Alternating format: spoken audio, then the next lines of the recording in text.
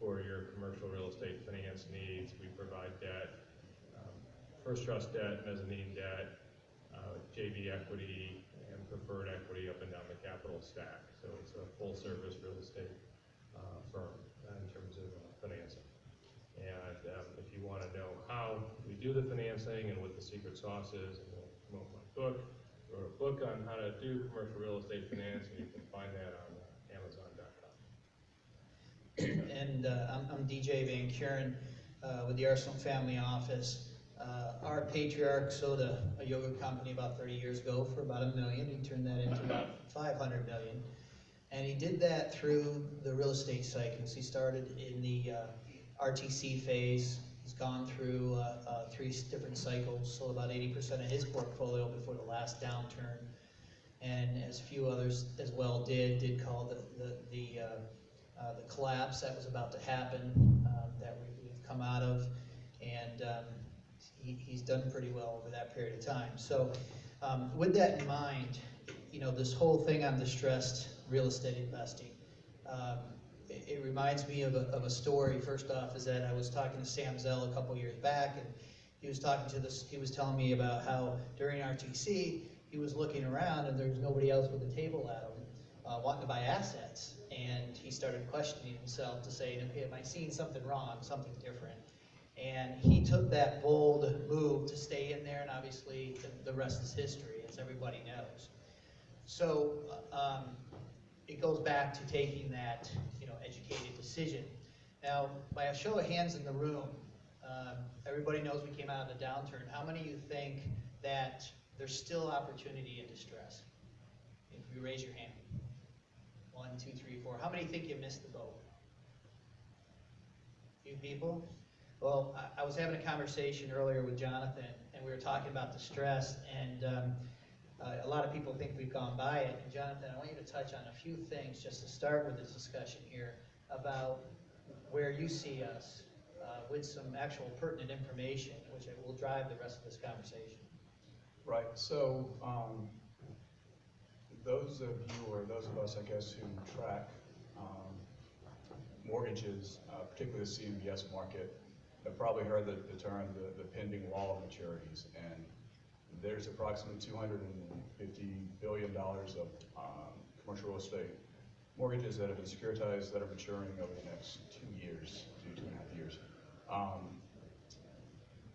which I think is kind of known. I think what's not known, though, is there's approximately, depending on the source, the estimates are anywhere from 20 to 25% of those loans or the properties secured by those loans will not be able to get extended under the current terms. And so what does that mean? Well, if you take a look at that and juxtapose that against the default rates in 2009, 2010, which if you're buying those loans in those at a time, you're only talking about roughly 20% less. So in round numbers, it's roughly $75 billion, $70 to $75 billion. It seems to be the consensus of non-performing commercial real estate debt that's going to come out in the next 2 years. In 2009, that number was roughly 30 billion, and the number was like 45 or 50 billion in 2010. And 2010 was the apex of the defaults. So, in secondary markets, you're going to see this particularly, and I'm sure we'll talk about that more, but there's a lot of stuff that possibly is ahead of us. So Jay, let me ask you a question. Is that what type of, over the next 2 to 3 years, Jonathan talked about some of the areas that he sees coming due. What do you see, and how do you plan on taking advantage of those opportunities? Well, I guess there's a couple of things to talk about here. I'll hit this question, then we can come back to the macro issue of where we are. So I think there's been a lot of misconceptions about where we are today. But when you look at distress, and I agree, we've been hearing about this wall of maturities for a long time, but I wouldn't, I wouldn't build a war chest over it. I mean, the CMBS guys, there's a lot of extensions that are happening. I don't see these as being whole loan sales at 50 cents on the dollar.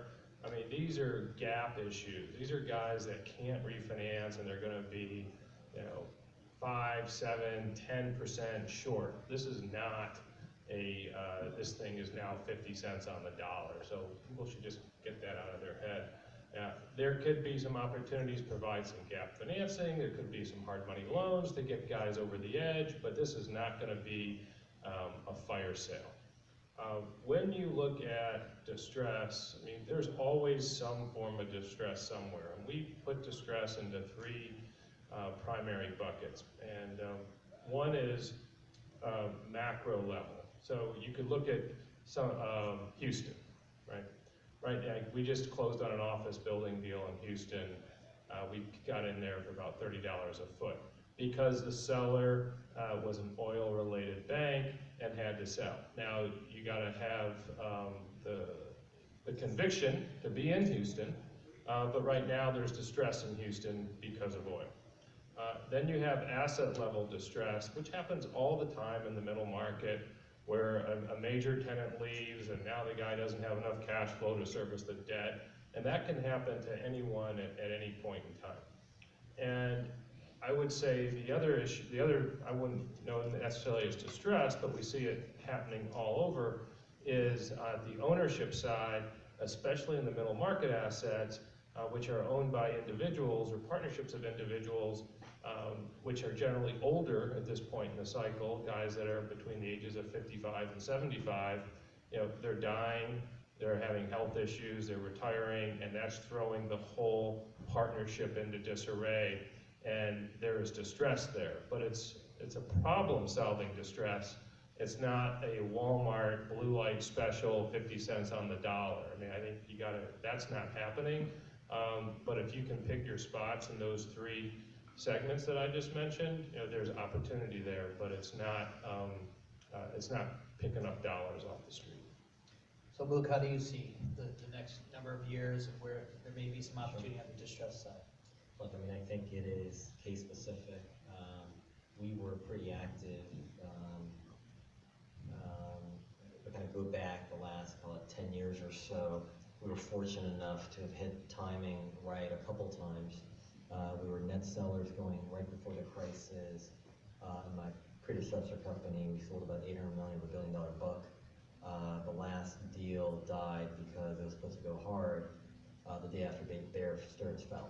So that was unfortunate.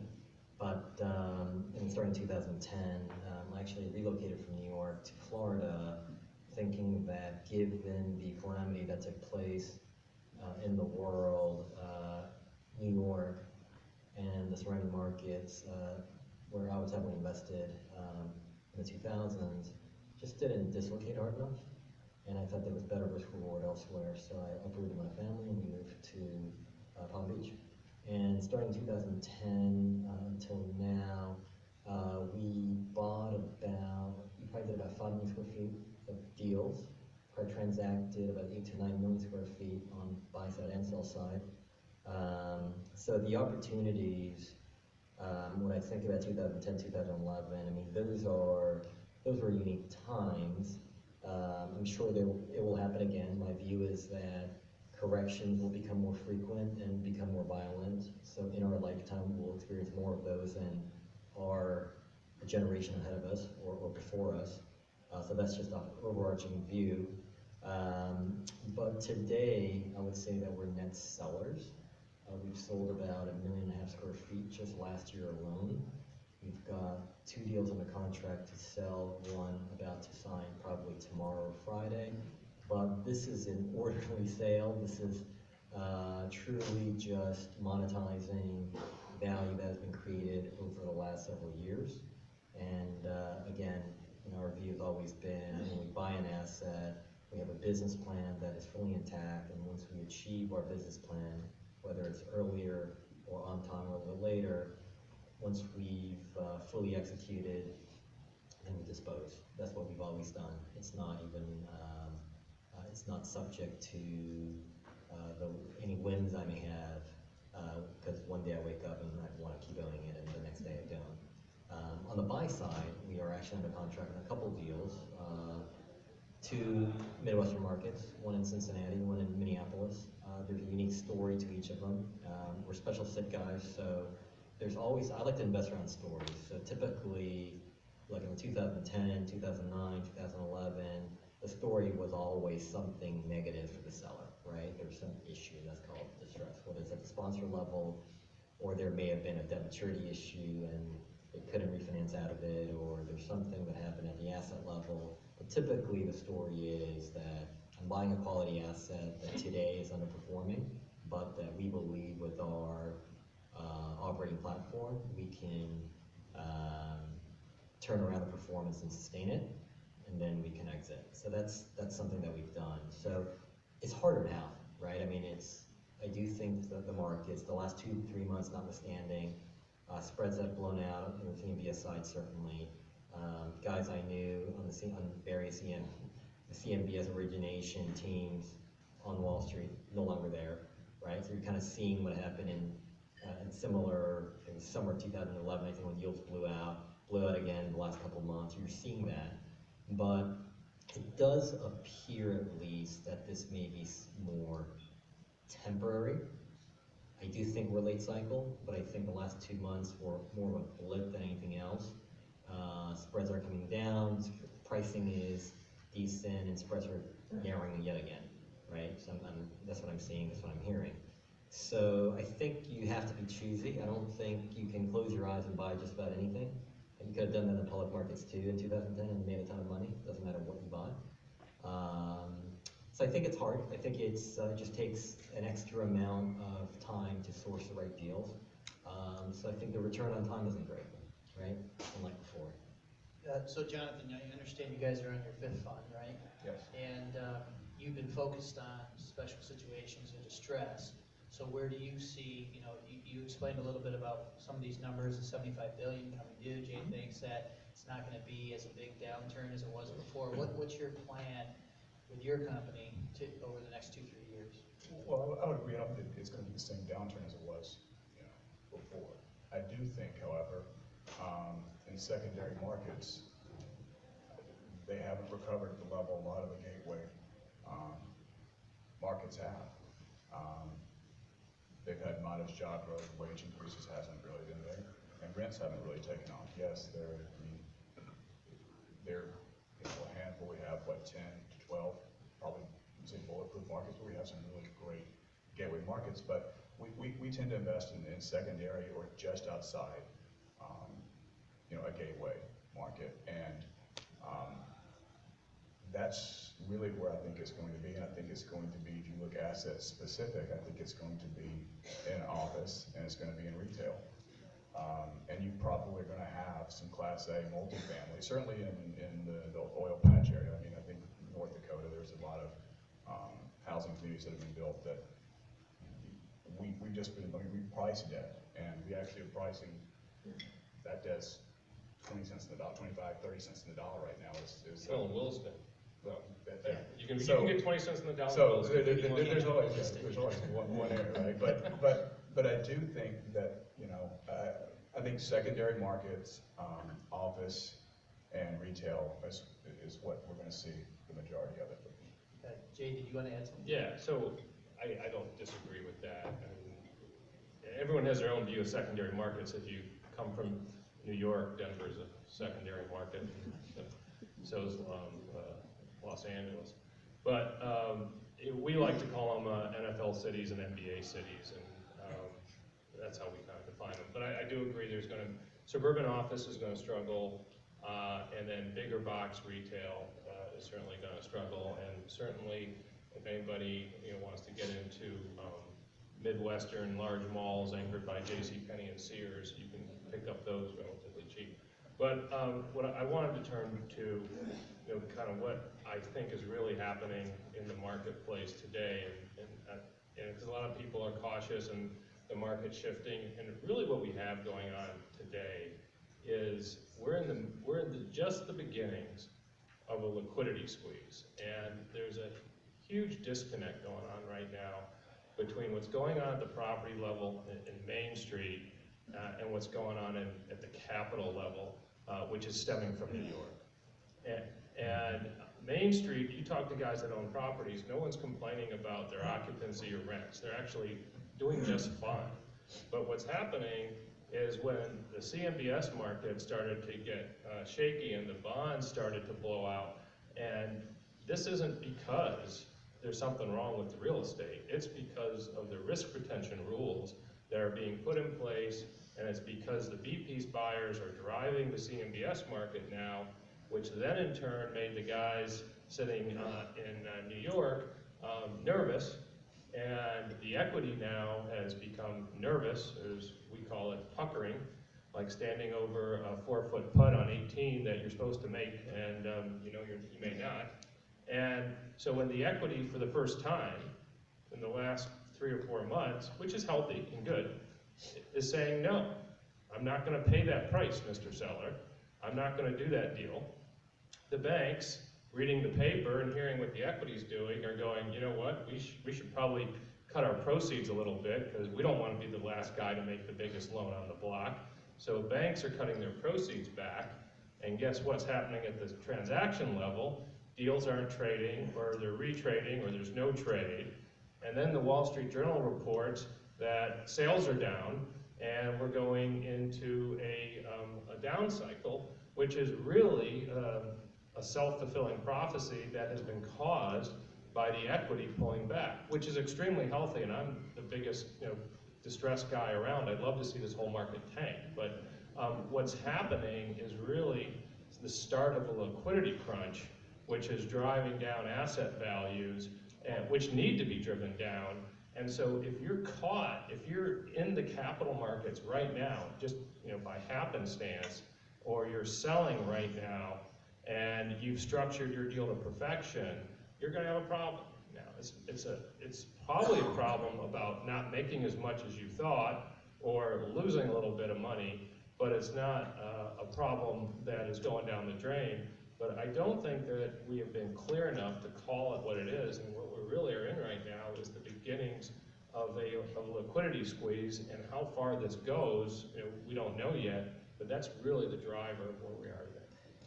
Yeah, in our office, we do a lot of analytical research, and from a market timing perspective, we actually see a downturn coming in about 2020.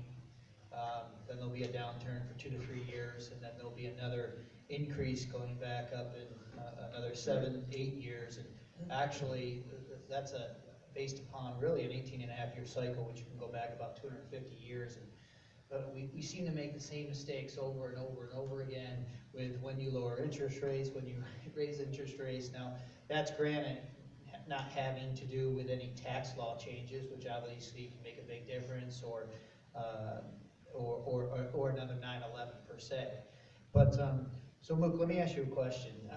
How can you tell the difference between a high quality asset, right, and that's in need of repositioning versus something that's a value trap? Sure. So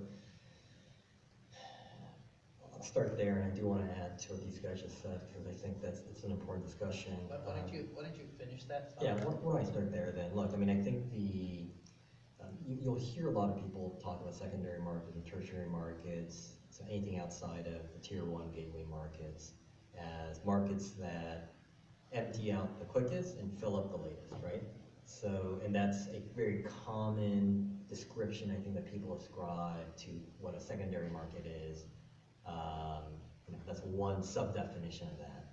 And I think there's definitely some truth to that, because when you think about what happens on Main Street, and when you look at shopping centers or retail centers that we may compete against, or office buildings that we may compete against, you walk through those halls and you talk to a leasing agent, you talk to the property manager, things seem fine, right? There's not this feeling of death is upon us that was palpable back in 2008, 2009, and for a couple of years thereafter. So I do agree that a lot is being driven really on the capital side, and we have actually experienced that as well. I mean, look, we had a building we thought that was going to go hard on the sell side, and it's a retail center in a tertiary market, and the buyer is buyer only finances CMBS, and came back with one reprice. We had a lot of room, truthfully. I mean, it was a big win for us, so we gave him a haircut based on the debt. And then he came back and said, I just can't make the math work unless you give me a sizable reprice. And we said no, and we'll figure something else out. We'll either remarket it or we'll do something else. But it's not a surprise, right? I mean, this is happening, and certainly on the buy side, sellers are not getting the pricing or the guidance that's being set internally or by the brokers, and so I think you're seeing that. And I think that's, to some degree, I think it's very healthy. Like, we're not top-down investors, never have been, or bottom-up guys. And I think this kind of ties to your question of when is an opportunity that seems on the surface like a cheap opportunity a really a good opportunity, right? So for me, it's all about relative value. And you can do that many different ways. You can say that the target asset I'm looking at seems like good relative value vis-a-vis comparable assets. But first and foremost, I really start with where that asset traded historically. Because I don't think that I have special lens through which I can identify that this is going to be a winner and this one is not. So first and foremost, if it's a value add deal, say it's half empty, it went to a bank, or it ended up in the hands of a servicer, or what have you. Say it's trading for $60 a foot, right? Actually, we bought a building in Fort Lauderdale last year, $250,000 fee for $60 a foot. On the surface, that sounds pretty cheap, right? Replacement cost is $250. Okay, $60 sounds cheap. But so what? Are you actually going to make money on it, right? Can you lease it, right? Lease is a dirty word that people in these conferences never talk about. But at the end of the day, if you can't lease, you're not making money, right? You can financially engineer the hell out of your building, but you're not going to make money if you can't lease, right? Unless you just get lucky and there's massive cap rate compression, right? So we bought this building for $60. It was 53% occupied when we closed on it. Historical occupancy, with what I call a very unfit sponsor, was historically in the high 80s, low 90s. So while that may not indicate what this asset can do going forward, at least I know there was some demonstrable track record over an extended period of time whereby this asset actually performed, right? Forget about the debt markets, forget about cap rates at the asset level. People actually wanted to lease and be a tenant in this building, right? So we buy this thing for $60 a foot, right? After we were like third in line, and one guy crapped out, another guy crapped out, they came to us and we paid less than what we initially bid, right? So then we thought, okay, what is a good business plan on this asset? Is it to take it back to 90%? Well, I think we're pretty good, but late cycle, I don't know, man. That seems like a pretty big amount of lease up, right? In a market that's okay. And this is in CBD Fort Lauderdale. This is on the other side of 95. So our exit, okay, from a occupancy standpoint, so we told ourselves we're gonna get this up to 70% occupancy, and on a price per foot basis, we'll probably end up about $100 a foot. Assets that are about 80% leased, similar quality, asset quality, are trading today at $130 a foot, right? So the thesis going into this asset was, we're buying it, it's an asset that has historically performed. We think we can chop half the wood, okay, to get it from 50 to 70, not to 90. And at that point, we'll sell out at $100 a foot, when the market today is at $130 a foot. And we have decompressed cap rates by 150 basis points. Oh, and by the way, to get to the lease up, there's a lot of OpEx, optimization that we can do with our operating platform. So we're really going to be leasing this at $2 less than the competition. So I thought, you know what? Something could go wrong, right? Maybe we're not going to get it to 70%. Maybe we get it to 65%. Maybe I've got to cut rents another quarter. Whatever the case may be, but we like the risk reward, right? So I think that at a minimum, this will be a double, but I think we'll execute, and we've closed on this asset in November, we've owned it for 4 months, and we're ahead, right? So, long way of answering your question, of what's a value trap versus what's a good asset disguised or just cloaked with a lot of bad characteristics. And look, every situation is different, every story is different. So for me, I like to really start with relative value, where this asset was, relative performance, where it was prior to us looking at it. And then obviously you've got to compare vis-a-vis where the market is. Got it. Jonathan, I want to ask you and Jay the same question.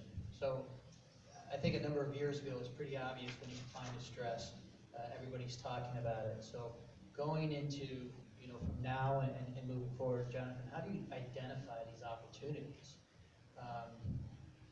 So we're a little different, which I think is both good and bad. We don't, so we're value add is a term that's used a lot, and it's something that a term that we use in our office, but we don't invest, we don't buy anything unless we feel like we're getting it at a discount to market. And so when we underwrite it, we prefer to buy loans if we can. If we're buying, lender-owned real estate, which is the other asset that we'll buy, we feel like we have to buy it at a sizable, or a pretty sizable discount to market. So for us, as far as value trap goes, we try to avoid that period by just buying it right. And if we don't buy it right, we're probably not going to buy it. Is there a number though that you'll look to say, back of the envelope type deal, which is we got to get it 60 cents on the dollar, 50 cents on the dollar? Is there? It's less a discount to what par might be. It's more of a discount to what retail value is. So we consider ourselves to be wholesale shoppers that have the ability to liquefy that asset such that it can maintain a highest price when it's harvested, when that asset or that investment is harvested. Right. And so that's essentially what we do. But is there a number based upon that retail value that you're like, okay, we got to be able to buy it at, just as a general number? Well, we also underwrite without leverage, which is significantly different than I think most people do. And people look at us, do a double take. So, but that's kind of how that genesis, that's how we started. And if we can't achieve a double-digit unlevered return, we're not going to do it. Jay, where do you think the best way or the opportunities that you guys find for distress deals? Well, let's just kind of talk about distress. I mean, if you're in the business right now of only investing in distress, you're not really doing a ton, unless you just set up shop in Williston and Houston. So I think you got to come at it a little bit differently. Listen, we would love to see blood in the streets and guys running away from their mortgages and banks dumping stuff at 50 cents on the dollar. But, that ship has sailed. What you really are looking at today in this, what you're really referring to is opportunistic investing. And this is, again, we see it driven by the ownership. I'm going to walk you through the numbers quickly. So when we did our research on the middle market, because we focus on the middle market, and the commercial real estate market in the United States is $15 trillion of value. This has come from Bloomberg. $8.5 trillion of that is $50 million and under. Assets of value of $50 million and under. So when you look at the assets of $50 million and under, you say to yourself, who owns those assets? As I said, we know who owns those assets. It's individuals and partnerships of individuals. So what happens to these individuals? We lost a whole generation of real estate owners and operators in the recession. So these operators are now, into their 50s, 60s, and 70s. So where distress really comes from, which you can call opportunistic, goes like this, right? Dad's 85 and he's got a shopping center, right? Well, guess what? When you're 85, you don't put in a lot of CapEx, right? So he's been running it for cash flow for the last 10 years. Dad dies. Son's a dentist. Dentist gets the property in the estate. Needs $5 million of CapEx. Well, he didn't even really know what Dad did, and he certainly doesn't have anything to do with this, $5 million of CapEx. His buddy works for Marcus and Millichap at the club, goes down and says, hey, can you unload this thing? And boom, it finds our way on our desk with a sponsor, and you could call him, he's not necessarily a distressed seller, but he is an accidental seller. He didn't know he was getting in here. So you can, have derivatives of that story, all day long, where one partner died and the wife is in there and she has to get bought out. And so what we're seeing is it comes from these ownership issues. And the aging of America is intersecting with the owner of real estate and creating an opportunity set in the middle market versus the institutional market. If somebody who owns the GM building dies, nothing happens. But when the owner of the shopping center or the 200-unit apartment building dies, something happens. And when you think about it in macro terms, every middle market asset is going to go through an ownership transition over the next 10 to 15 years, every one of them, because the ownership base is between 55 and 75. So you're going to see the greatest transfer of real estate in our lifetime happening over the next 10 to 15 years, and that is opportunity. Now, is it all distress? No. Is distress mixed in there because this transition of real estate is going to go to people who don't necessarily know how to do it, don't want it? Yes. So you got to peel away and get to the opportunistic piece, and that's how we think of the market right now, and that's what we're doing right now. And we'll wait to see if the blood runs through the street, and we go to negative interest rates, and nobody can finance anything, and we'll be happy about that. But until then, this is where the bread and butter lies. But, okay, so to get to those opportunities, if you had to say your top 3 sources, where they would come from, i.e., attorneys, just relationships, brokers, etc., what would you say they were? I'd say it's 25 years of building a franchise. So relationships. It's all relationships. And so people say to me sometimes, like, well, Jay, why are you even saying this? Because now everyone's going to just copy you. It's like, well, you know what? A lot of people write cookbooks, but not everybody can cook. So I don't mind telling you how it works, because it took 25 years to get to a business with the touch points and a database of 15,000 people and a national brand, so we see those opportunities. Yeah. Jonathan, what about you? To be more specific, I mean, we deal with lenders, and we started right when the crisis hit, and that's what our thesis is, and that's kind of how our fund is. Gotcha. Luke, what about you? Yeah, look, it's a combination. I mean, we have bought from lenders. So to the extent that you cross the finish line with somebody and lenders are looking to monetize or take an issue and make it your issue, obviously you're going to be on the short list of people they're going to call. So that's just proven relationship. One. Two, we have a team of 30 some professionals, and in the market certainly that we're in, we're fairly deep as far as knowledge of what happens with every competitive building or shopping center around us. So oftentimes it's really just what we know of from just being present. Because we can't be in 50 states, we can't be in every market, but we've sourced that way. A lot of times, again, also through relationships, to the extent that there's a need for, let's call it rescue capital, or there's some succession issue, or there's something or another whereby an individual or individuals are looking for equity and or expertise.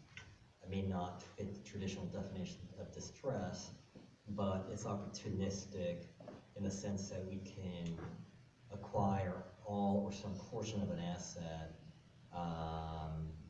at pricing that we believe is compelling and a way to look for whatever fair value may be across whatever metrics that we may assign. So I think it's just a combination of things. There's unfortunately no central database. If there were, everybody was going there, and by definition, probably things would get bid up.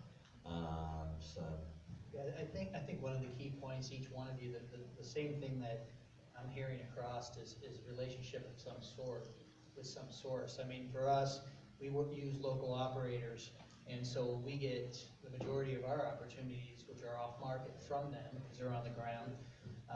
But then incidentally, the other day I was meeting with a family office, and we're just chatting, and they had a prime building in downtown Charlotte that was owned by 4 families, and they're not getting along, and they wanna, a couple of them wanna get out, they're figuring out how to do that. Well, in the meantime, the occupancy went down to about 60%, and in the next 45 days, it's gonna go down to 30%.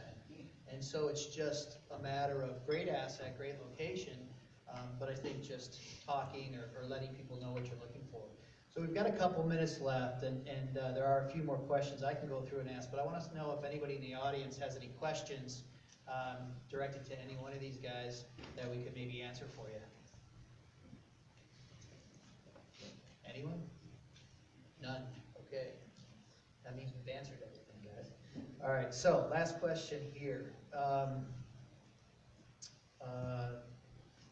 What are, let's see here, oh, the current cycle. Jay, do you see any specific asset classes that might be the first to show a sign of distress? I would say the new build Class A multifamily, and there's a number of markets. I mean, we happen to be in Denver. We have no investments in Denver. Maybe we're too close to it. But there is so much being delivered in Denver, as an example, that need $3 rents to make those work. And so someone's paying $3,000 a month to live in a 2-bedroom apartment, and I just don't see the income levels and the people there. So I think there's been some overbuilding of Class A apartments. I think it's going to take another year to 18 months for that to materialize. I think the debt is fine, but I think there's going to be problems in the equity, and there's going to be problems in the mezz debt if there was mezz debt. And so we're keeping our eye on Class A, new build Class A multifamilies in cities like Denver and Austin and other non-gateway cities that have just exploded with downtown multifamily. Jonathan? I agree. I think the Class A multifamily, I agree. Everybody knows there's delayed household formation. I think we all know that, but I don't know how many new college grads can afford to jump in at some of these levels. And I agree with you. I mean, I think we're seeing it across all asset classes, but that would be the first one. I agree. So, before I go to you, so the question is then what's the play on the multifamily if you start seeing issues happening? Is it, repurposing into maybe a different type of multifamily, which might go toward 55 and older, or is it just a matter of? I think it's just going to be traded down at a lower basis, and a lower basis when you can, be at $2 a foot, Right. It'll be fine. But I just think people's bases are too high, and at some point, the equity who's going to be in these deals are going to say, I'm out, and are going to have to take a loss, and then you're going to reset the basis. Got it. Okay. Luke, what asset do you see? Well, I don't know if it's really an asset, but more, I'm curious to really track, really more anecdotally more than anything else, deals that were done in the last year or two in markets that we're heavily familiar with, and certainly assets that we looked at closely and underwrote, that when we find out what an asset traded for, one in which we were embarrassingly sometimes far off. There's really only one way for a lender to sign off on the loan, for the sponsor to find the equity, and for the IC of the equity to sign off on it. And the only way that the math works, short of some operating capability that's equivalent to silver bullet, which I know it doesn't exist given who I know the sponsor is they're underwriting continued escalating rents and some level of either static cap rate on exit or something lower. Because debt is a debt, we know what the debt is, we know what the terms are, so that's really it, right? So these guys are really long the asset, and they don't have the operating leverage to do anything about it. They're not underwriting this to undercut rents, they're looking to push, and push.